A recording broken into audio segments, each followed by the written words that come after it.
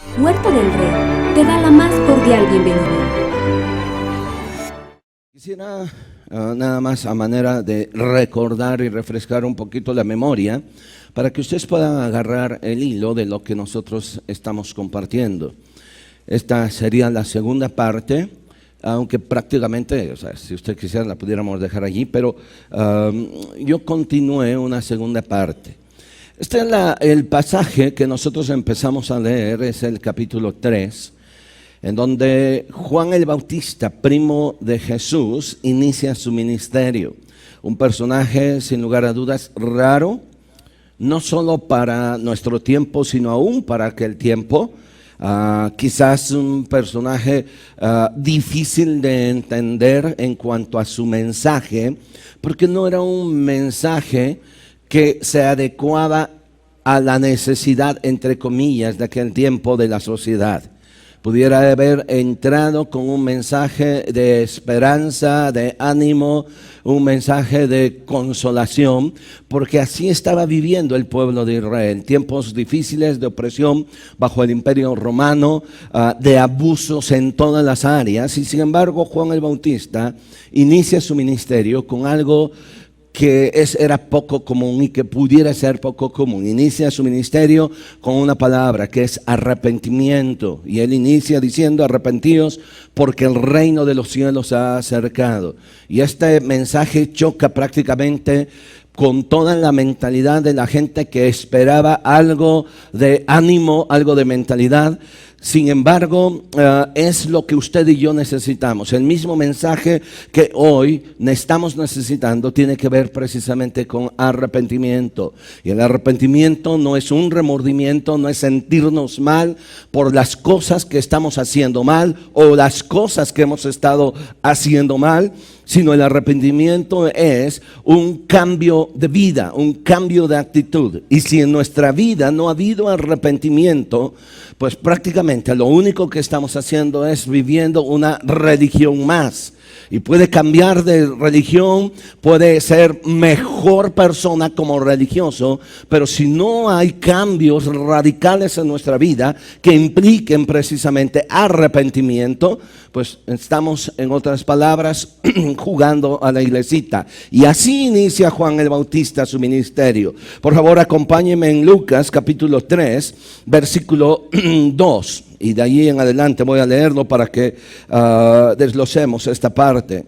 Siendo sumos sacerdotes, Anás y Caifás, vino palabra de Dios a Juan, hijo de Zacarías, en el desierto. Y él fue por toda la región contigua al Jordán, predicando el bautismo de arrepentimiento para perdón de pecados, como está escrito en el libro de las palabras del profeta Isaías, que dice: voz del que clama en el desierto, preparad el camino del Señor, enderezad sus sendas. Todo valle se rellenará, se bajará todo monte y collado, los caminos torcidos serán enderezados y los caminos ásperos allanados, y verá toda carne la salvación de Dios. Y decían las multitudes que salían para ser bautizadas por él: oh generación de víboras, ¿quién os enseñó a huir de la ira venidera? Haced pues frutos dignos de arrepentimiento, y no comencéis a decir dentro de vosotros mismos: tenemos a Abraham por padre, porque os digo que Dios puede levantar hijos de Abraham aún de estas piedras. Ya también el hacha está puesta a la raíz de los árboles. Por tanto, todo árbol que no da buen fruto se corta y se echa en el fuego. Y la gente le preguntaba diciendo: entonces, ¿qué haremos? Él respondiendo les dijo: el que tiene 2 túnicas, dé al que no tiene, y el que tiene que comer, haga lo mismo. Versículo 12. Vinieron también unos publicanos para ser bautizados y le dijeron: maestro, ¿qué haremos? Y él les dijo: no exijáis más de lo que está ordenado. También le preguntaron unos soldados diciendo: nosotros, ¿qué haremos? Y les dijo: no hagáis extorsión a nadie, ni calumniéis, y contentaos con vuestro salario. Juan el Bautista, mientras viene predicando en el desierto, él tiene un encuentro con 3 clases de personas que representaban la sociedad, bueno, una parte de la sociedad de aquel tiempo. En primer lugar, se encuentra con una multitud de gente, la gente normal y común de aquel tiempo. Y la pregunta que le hacen a Juan es, en el versículo 12, dice, ¿qué haremos? Por favor, quiero que observe lo siguiente. Ellos vienen, se bautizan, cumplen un rito, cumplen una exigencia, pero a pesar de haber cumplido esa exigencia, sigue habiendo la misma interrogante. Bueno, ya me bauticé, ¿qué debo hacer? Juan el Bautista le responde, el que tiene, dé al que no tiene. El que tiene que comer, comparta lo que tiene que comer. Así que lo que confronta a ese tipo de gente tiene que ver con ir más allá de la religión. Tiene que ver con ir más allá de cumplir los preceptos y ordenanzas que regularmente hacemos. Tengo que bautizarme, me bautizo. Tengo que tomar la cena del Señor, lo hago. Tengo que hacer esto, lo hago. Pero muchas veces nuestra vida está tan separada de lo que nosotros decimos a lo que nosotros hacemos. Y hay una gran diferencia. Y Juan les dice, bien, si ya se bautizaron, ahora siguen teniendo una misma necesidad y un mismo compromiso. Y esa es de que el lado espiritual lo bajen a la práctica, en otras palabras. Den de comer, cubran la necesidad. No pueden estar metidos nada más en ese cuadro de religión. Después viene otra gente que también se había bautizado. Eran publicanos. Ellos trabajaban en cierto sentido para el gobierno, pero más que nada trabajaban para ellos mismos. Explicamos qué era un publicano la vez pasada. Y note por favor que en el versículo 12 le hacen la misma pregunta que le hizo la multitud a Juan. ¿Qué haremos? Y entonces Juan le responde, no exijan más de lo que les es permitido. En otras palabras les dice, sean justos, sean honestos. Quiero que por favor vaya viendo la manera en que nosotros tenemos que confrontarnos con muchas cosas que regularmente hacemos. Por un lado está nuestro llamado cristianismo, pero por el otro lado la manera en la que realmente actuamos diariamente. Por un lado está los domingos en donde adoramos a Dios, pero por otro lado está en la forma en la que nosotros tratamos a la gente y nos comportamos ante esa sociedad. Juan le dijo a estos hombres, después de que le preguntaron, ¿qué haremos? En otras palabras le dijo, sean justos, hagan justicia. Y los terceros prácticamente representaban a la élite gubernamental, eran los soldados, era la protección, era la imagen del gobierno romano. Igualmente vienen los soldados y le preguntan lo mismo, ¿qué haremos? Y Juan les responde, no hagan extorsión a nadie. Quiero que vea por favor en estas tres áreas la corrupción que había, no solo en la sociedad, sino lo que había en el corazón de la gente. Y no estamos muy lejos de hace 2000 años a lo que hay hoy en día en nuestra sociedad. Y usted y yo somos parte de nuestra sociedad. Porque de repente solemos decir es que la sociedad está podrida. ¿A qué sociedad usted pertenece? A esa. A esa sociedad en donde nosotros somos parte de toda esa situación. Ahora, regrese conmigo por favor y quiero que observe la expresión con la que Juan el Bautista empieza a predicar. En el versículo 4, él empieza diciendo, como está escrito en el libro de las palabras del profeta Isaías que dice. Ahora, él inicia predicando una palabra que no era nueva. Era una palabra que 700 años antes Dios había hablado a través del profeta Isaías. No era nuevo. ¿Se da cuenta que pueden pasar 1000, 2000 años y la necesidad del evangelio es confrontarnos que no podemos seguir siendo los mismos. Y Juan el Bautista viene y empieza a predicar lo que Isaías predicó 700 años atrás. ¿Qué es lo que predicó? Regrese conmigo, por favor. Y vamos a Isaías, por favor, rápido, al capítulo 40. Es prácticamente lo mismo, pero me encanta una expresión que está aquí. Isaías capítulo 40, versículo 3. Voz que clama en el desierto. ¿Ya lo encontró? ¿Sí? ¿Trae su Biblia por ahí? ¿Sí? Vea. Voz que clama en el desierto. Preparad camino a Jehová. Enderezad calzada en la soledad a nuestro Dios. Versículo 4. Todo valle será alzado. Bájese todo monte y collado. Lo torcido se enderece y lo áspero se allane. Y vea lo que dice el versículo 5. Y se manifestará la gloria de Jehová. Y toda carne juntamente lo verá, porque la boca de Jehová lo ha hablado. Versículo 5. Se manifestará la gloria de Jehová. Solemos muchas veces en nuestro afán de espiritualizar o de demandar de Dios mucho, saltar algunos requerimientos. Así que muchas veces solemos más expresar esto: necesitamos que la gloria de Dios descienda sobre la tierra. Expresamos que la gloria de Dios baje y nos encanta mucho todo esto. Pero si usted observa, la gloria de Jehová se va a ver, o se manifestará la gloria de Jehová, hasta que haya ocurrido algo, hasta que haya ocurrido lo anterior a lo que está diciendo. ¿Qué tiene que pasar para que se manifieste la gloria de Jehová? Versículo 4.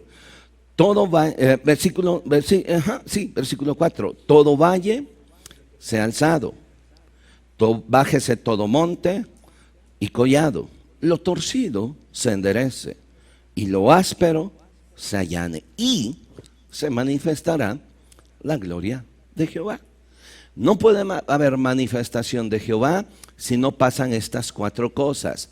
Si los valles no se rellenan, si los montes no se bajan, si los caminos torcidos no se enderezan y si los caminos ásperos no se suavizan. Así de sencillo. Mientras no pase ese proceso, no se va a ver la gloria de Jehová. Regrese otra vez, por favor, a Lucas, en donde estamos, porque precisamente es con lo que inicia Juan el Bautista. Voz que clama en el desierto, preparad camino al Señor. La expresión que usa Juan el Bautista, que tiene que ver con Isaías, tenía que ver con la costumbre que tenían los vasallos de un rey.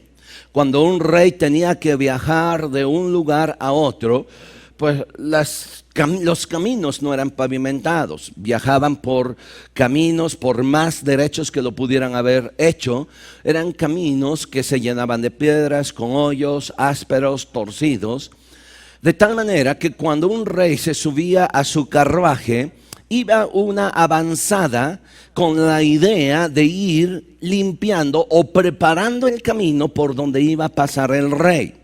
Así que iban muchos trabajadores haciendo a un lado todas las piedras que pudieran hacer que cuando pasa el carruaje, el rey pudiera tener una incomodidad en un sobresalto.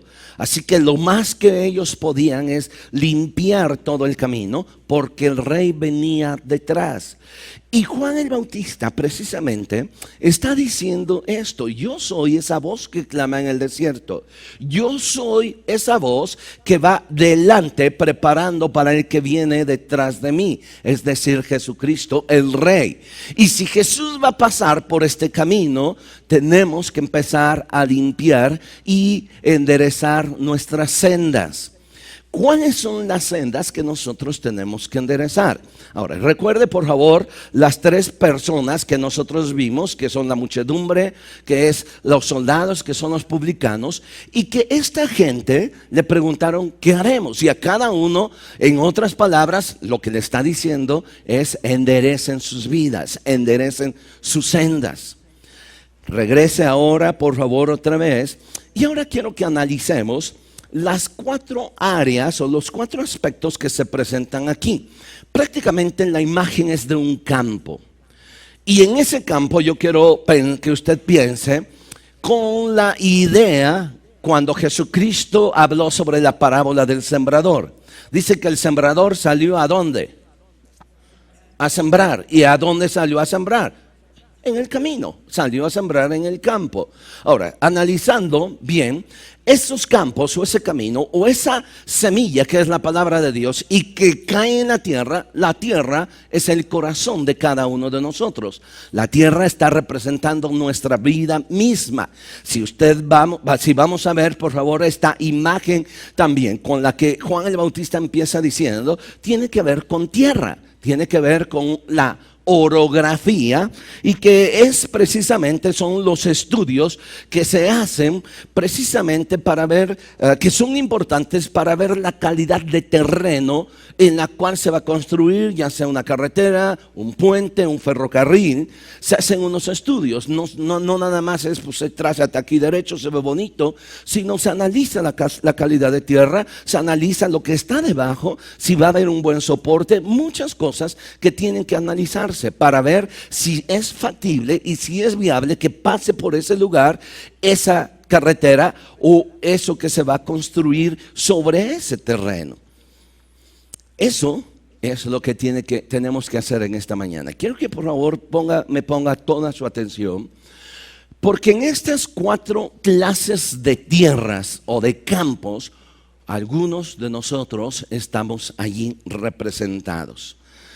Versículo 5, Lucas 3:5. Todo valle, ¿qué dice? Se rellenará. ¿Qué es un valle? Un valle en realidad es una llanura que está entre 2 montañas. En otras palabras, es una depresión. Quiero que pensemos por un momento que esta tierra, esta imagen puede representar a muchos de nosotros en un aspecto ya sea emocional o aún mismo espiritual. Personas que representamos esos valles, personas que representan ese valle, que a su lado hay grandes montañas, pero en medio ustedes o yo somos depresión, somos huecos. Somos algo así, parejo, pero sin chiste. En otras palabras, hay una poca estima de nosotros. Porque cuando quisiéramos hacer algo, nos damos cuenta que de un lado y de otro hay grandes montañas. Y montañas muy buenas.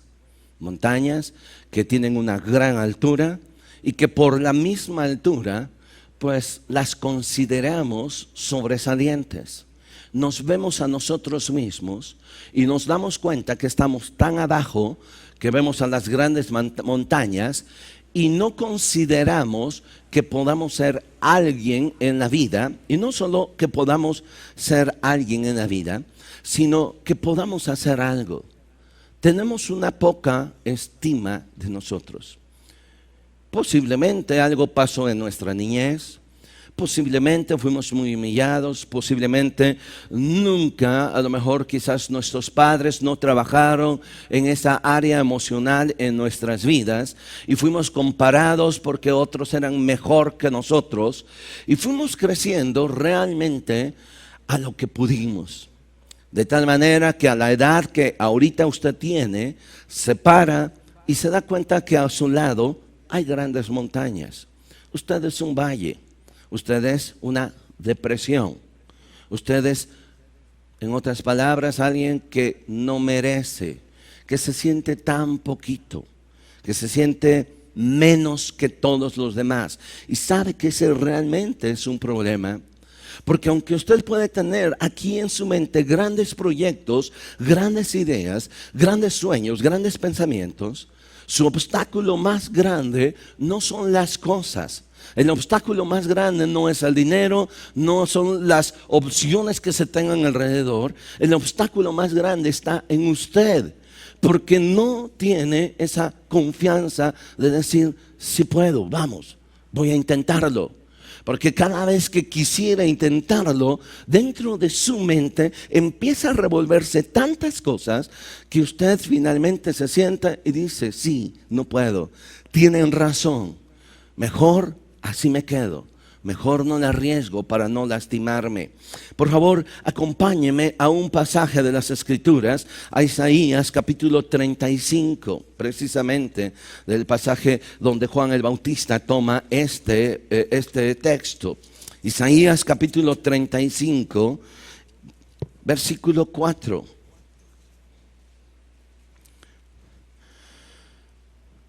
Decid a los de corazón apocado, esforzaos, no temáis. He aquí que vuestro Dios viene con retribución, con pago.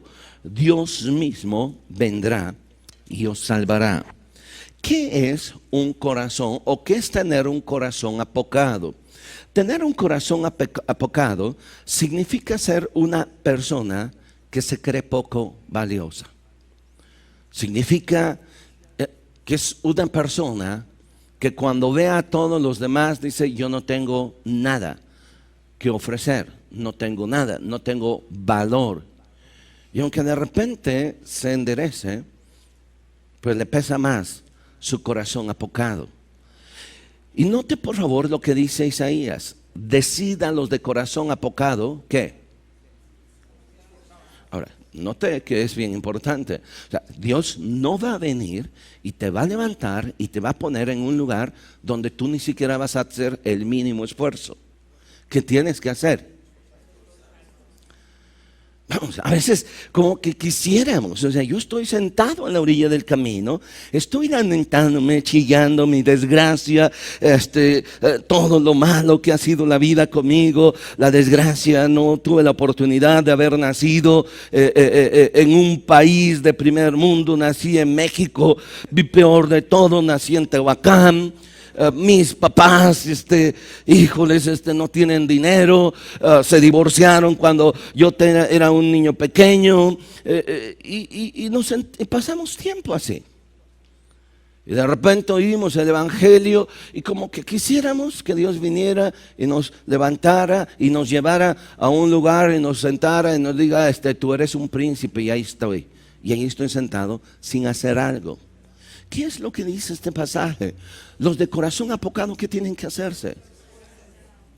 Vamos, por favor.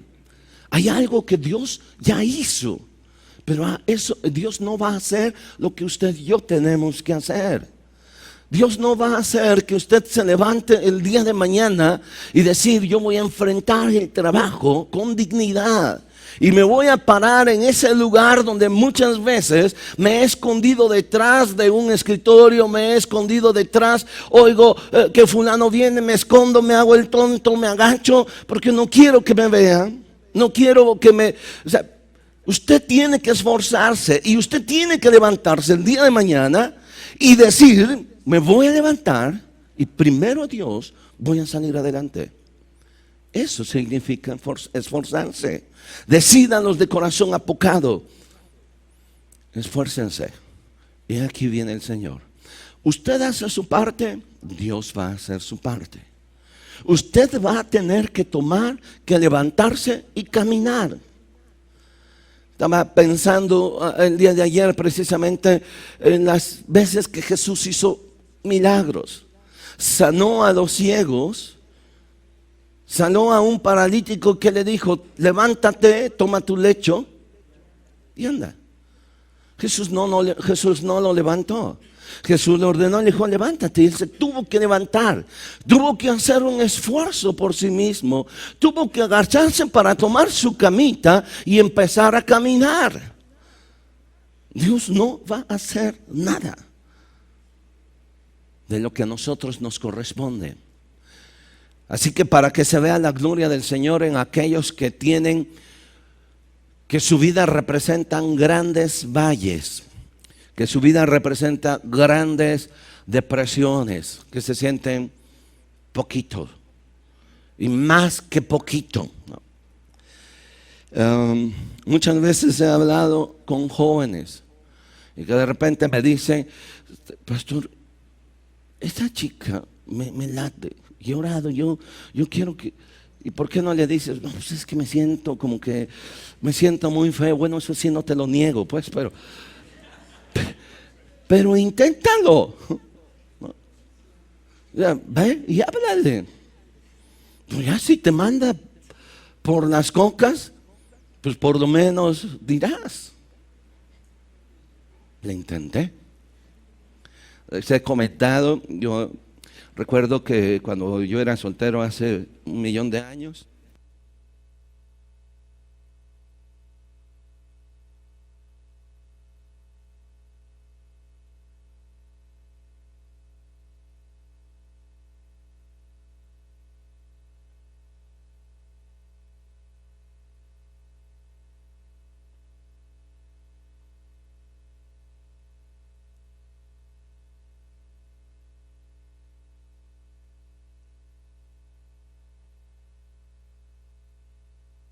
en aquel domingo me había tocado compartir, gracias, me había tocado compartir, gracias también por el masaje.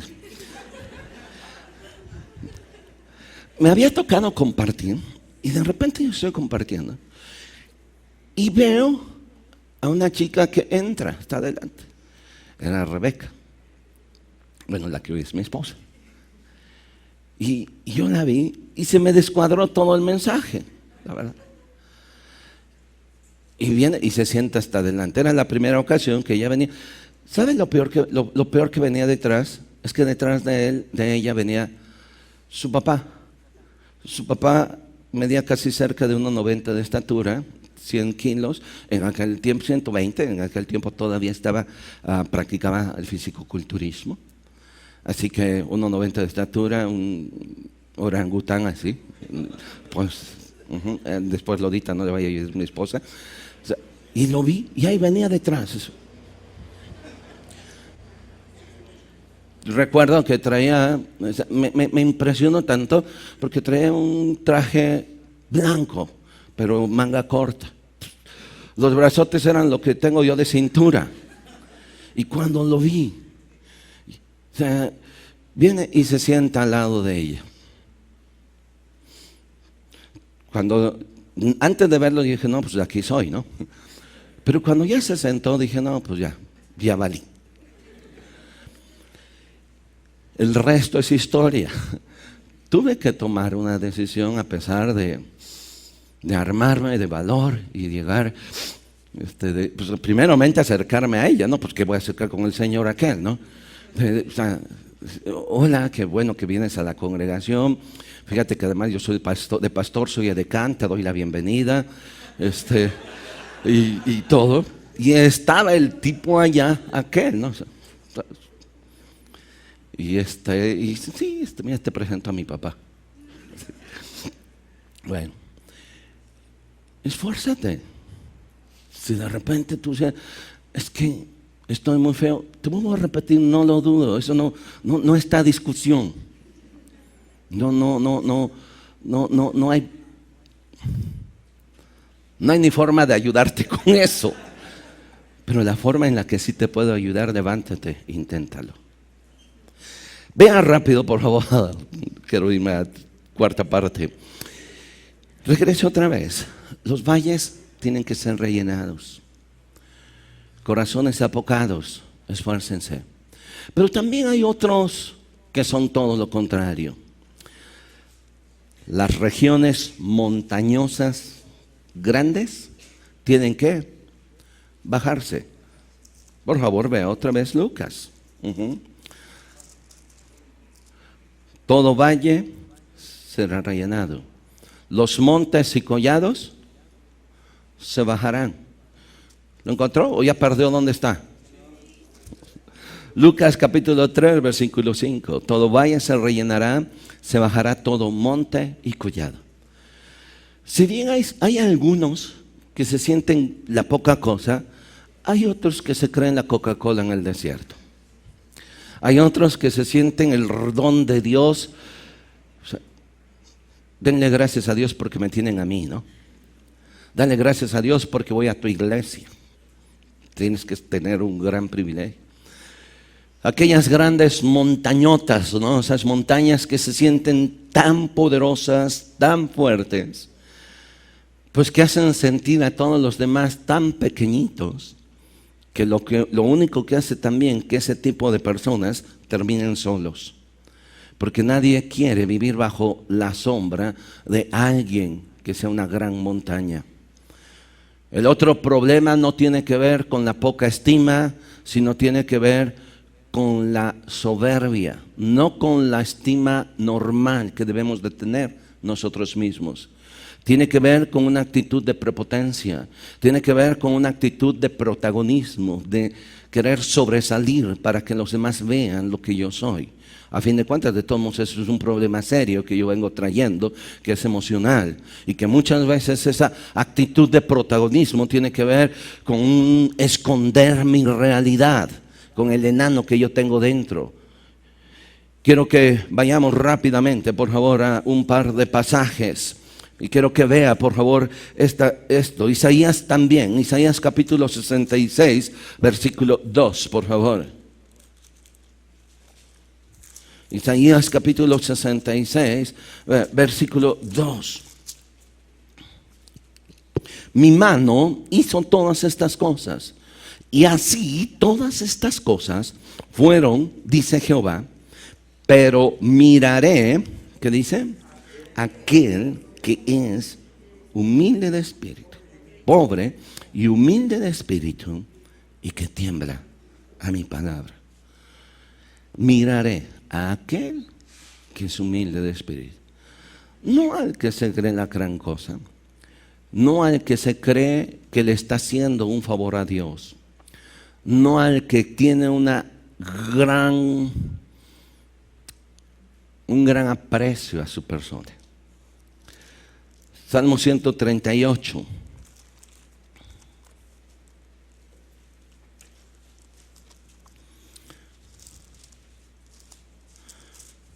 Versículo 6.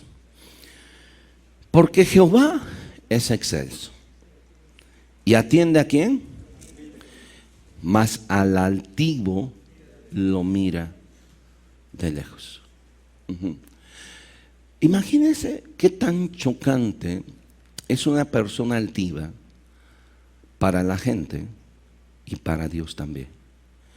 Que para el altivo, o sea, Dios lo ve de lejos, pero al que se acerca y al que mira y al que abraza es aquel que refleja humildad en su vida. Si para nosotros es chocante estar con una persona que casi como que cuando usted está, le tiene que decir, dame chance, déjame respirar porque jalas tanto aire que ya me dejas poco oxígeno, ¿no? Ay, espérate, dame chance, o sea, te acabas todo. Mas al altivo lo mira de lejos. Santiago capítulo 4, versículo 6, por favor. Espero que esté anotando por lo menos estos pasajes. Después de Hebreos sigue Santiago, capítulo 4, versículo 6. Pero Él da mayor gracia. Por esto dice, Dios resiste a los soberbios y da gracia a los humildes. Valles que tienen que ser rellenados, pero también montañas que tienen que bajarse. Porque Dios tampoco va a tratar, Dios tampoco va a caminar por esos lugares. La tercera figura que se nos presenta en Lucas capítulo 3, después de los valles, después de los montes, nos representa una figura de caminos torcidos. Los caminos torcidos tienen que ser enderezados. Yo no sé cuántos de ustedes alguna vez si fueron niños que vivían aquí en Tehuacán o llegaron a viajar de sí, de Córdoba para Tehuacán o de Tehuacán para Córdoba por las cumbres de Aculcingo en Aujo. Era, bueno, siguen siendo las mismas curvas, pero yo no sé qué pasó. Pero yo no sé cuántas gomitas se aventaron por allí. O sea, era horrible, no terminaba una, ya viene otra. Mamá, ya terminamos. Hay vidas que son así de sinuosas. Hay vidas que están tan torcidas que tienen que pasar lo mismo que pasa en las cumbres de Aculcingo, que para poder dar la vuelta tenemos que agarrarlo al revés. Porque de la manera derecha no se puede. Y hay veces personas que tenemos vidas así, tan torcidas, tan chuecas, que ni siquiera sabemos cómo va a terminar. No percibimos ese tipo de vida. Acompáñenme a un pasaje, Proverbios capítulo 16, versículo 25.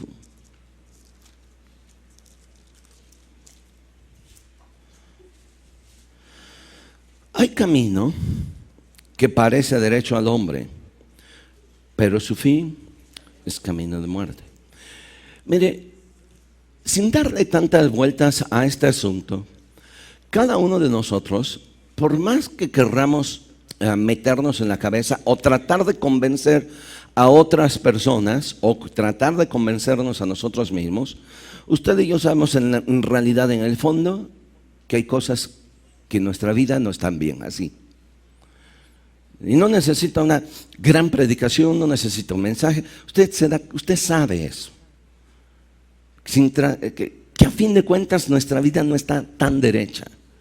Que hay cosas de las cuales estamos no solo avergonzados, sino hay cosas que nosotros sabemos que han lastimado y han herido a otros por las formas en las que nosotros hemos manejado nuestra vida. Nuestra vida está tan torcida. Y por eso este pasaje de Proverbios, en el versículo 25, dice que hay camino que parece derecho al hombre, pero a fin de cuentas es camino de muerte. Allí mismo, 21:2, por favor. Todo camino del hombre es recto en su propia opinión, pero Jehová pesa los espíritus. Podemos nosotros tratar de engañarnos, ¿no? Pero usted sabe la realidad de las cosas. Usted sabe que no está bien. ¿Qué tiene que pasar con esos caminos torcidos? Endereza. Por favor, rápido. Los valles, llénense. Personas apocadas. Los montañosos, deja de echarle crema a tus tacos y bájale. Los ventajosos que están buscando meterse por aquí, por allá y sacarle ventaja a todo eso, endereza tu vida. Porque por allí no puede pasar el Señor. El Señor se marea con nuestra vida. Y la última figura, los caminos ásperos deben ser allanados. Lucas capítulo 3, versículo 5. Los caminos torcidos serán enderezados y los caminos ásperos deben ser allanados o suavizados. ¿Cómo notamos nuestros caminos ásperos? ¿Cómo nota usted su camino áspero? La mejor forma de notar nuestro camino áspero es en la relación con las otras personas. Así de sencillo. ¿Cuántas personas nos evitan y nos dan vuelta? Porque cada vez que están con nosotros terminan siendo lastimadas. Ahora, ojo, no son aquellos que de repente son lisonjeros, ¿no? Que a todo mundo me dicen, no, tú eres la gran cosa y por detrás. No es la lisonja. Pero ¿cómo notamos la aspereza que nosotros tenemos con la gente? Pues precisamente en la relación con los demás. Mire, a veces somos tan ásperos que así de sencillo. No, nuestros hijos nos conocen, pero nada más un niño nos ve y ya le espanta, lo espantamos. Porque reflejamos algo. Nuestra aspereza. ¿Qué tanta? Mire, la Biblia dice que Jesús no tenía hermosura para que la gente le deseara.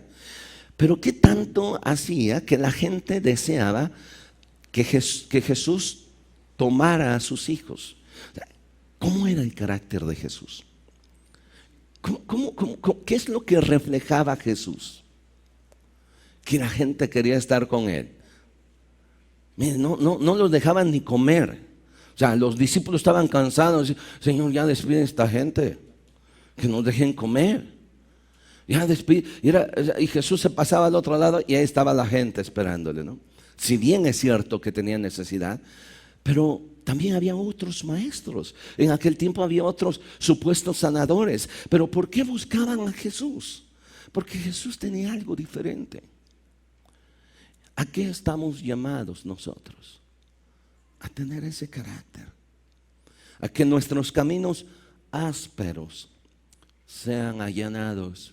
Mire, con la edad hay defectos de carácter que se van acentuando en nosotros. Y si no los corregimos ahorita, tarde o temprano, eso seremos. Jóvenes, adultos. O sea, si no corregimos esa aspereza de carácter, vamos a ser esos viejitos cascarrabias.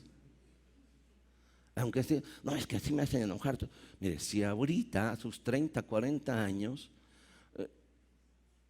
no lo aguantan, cuando usted tenga 60 años, ¿quién querrá estar con usted? Vete con el abuelo, ¿no?